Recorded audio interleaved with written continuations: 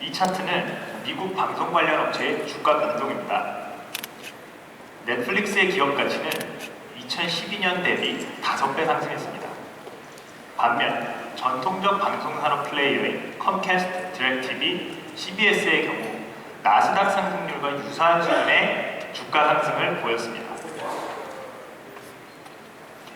기업 가치를 비교해 보겠습니다. 넷플릭스의 시가총액은 미국의 대표적인 방송사인 CBS보다 높습니다. 반면이 아니고 이제 PER의 경우 미래 가치의 척도라고 할 수 있는 PER의 경우는 차이가 더욱 심합니다. 넷플릭스의 기업 가치는 연간 창출되는 이익의 144배입니다. 다시 말해 연간 이익이 144년 지속되는 만큼의 기업 가치를 인정받고 있다는 것이죠. 다음은 영상산업의 또 다른 축인 컨텐츠 프로바이더들에 대해 살펴보겠습니다. 이들 중 선도 업체에 대해서는 대단히 높은 기업 가치에 투자가 이루어지고 인수가 결정되고 있습니다. 멀티채널 네트워크의 대표주자인 메이커 스튜디오는 작년 9억 5천만 불의 기업 가치의 디즈니에 인수가 되었고, 다크나이트 시리즈로 유명한 레전더리 픽처스는 30억 달러의 기업 가치를 인정받고 소프트뱅크에 투자를 유치하였습니다. 왜 이런 일이 벌어지는 것일까요? 저희 벤처 캐피탈리스트들은 시장의 성장과 변화를 면밀히 관찰하고 이에 적합한 역량을 가진 회사에 투자를 집행합니다. 제가 생각하는 방송시장은 이 중 시장의 성장과 변화가 대단히 급격히 나타나는 곳입니다.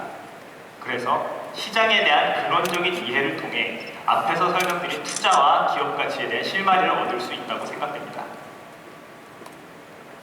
이를 위해 현재의 시장 구도, 과거의 시장 구도를 대단히 단순화해서 도식화해 보았습니다. 기존의 구도는 컨텐츠 프로바이더가 컨텐츠를 만들고 이것이 TV 방송을 통해 시청자에게 전달되는 대단히 단순한 구조였습니다. 하지만 최근 10년간 인터넷과 모바일 미디어가 자리를 잡으면서 컨텐츠 프로바이더와 시청자 모두 더욱 다양한 선택을 가지게 되었습니다. 그리고 이러한 변화가 투자자로서 주는 시사점을 위와 같은 세 가지로 정리해 보았습니다. 첫 번째, 인터넷과 모바일 미디어, 새로운 미디어들은 승자 독식 산업으로서 선도업체에 대한 높은 기대감이 형성되어 있는 상황입니다. 두 번째, TV 방송의 경우 이전에 가지고 있었던 핵심 자산의 가치가 하락하고 있고 기존에 가지고 있던 진입장벽이 이제 짐으로 작용하고 있다고 생각됩니다. 세 번째, 컨텐츠 프로바이더의 경우 공급 과잉 현상이 나타나는 가운데 압도적인 매출을 나타내는 선도 컨텐츠가 나타나게 되었습니다. 이에 대해 하나씩 살펴보겠습니다. 첫 번째는 인터넷 모바일 미디어에 대해 살펴보겠습니다.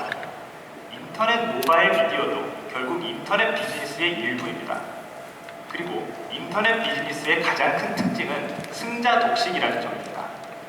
다들 잘 아시다시피 인터넷의 핵심적인 기능인 검색, 커뮤니케이션, 전자상거래 모두 선도업체가 압도적인 시장 점유율을 차지하고 있습니다. 인터넷 모바일 미디어에서도 이러한 승자 독식 현상이 나타날 가능성이 대단히 높다고 생각됩니다. 실제로 작년 아마존에 인수된 게임 전문 인터넷 방송 트위치의 기업 가치는 1조 원을 넘어섰고 중국의 아프리카 TV인 YY의 기업 가치는 2012년 이후 5배 상승했습니다.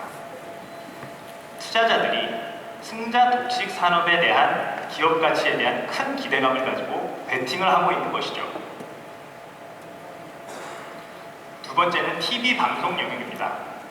TV 방송의 기업 가치는 TV 방송이 지금까지 보유하고 있었던 강력한 핵심 자산에서 비롯됐다고 생각됩니다.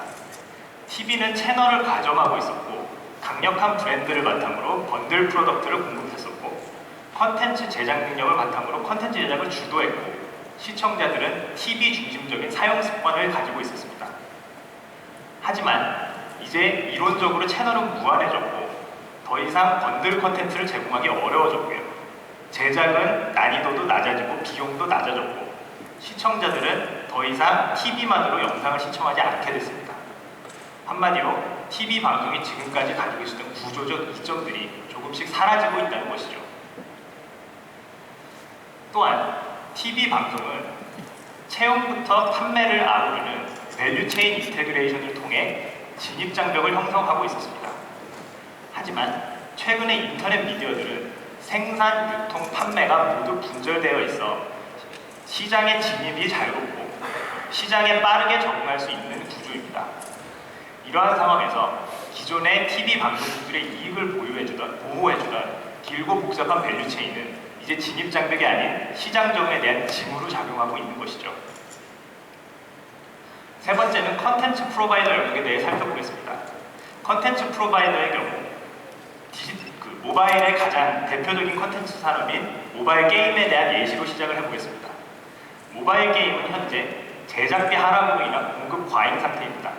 한 달에도 수백 개의 게임이 나오고 있고 이들 중 상당수는 이익을 내지 못합니다. 하지만 이러한 공급 과잉 현상 속에서 나타난 최고의 컨텐츠는 어마어마한 매출을 창출하고 있습니다.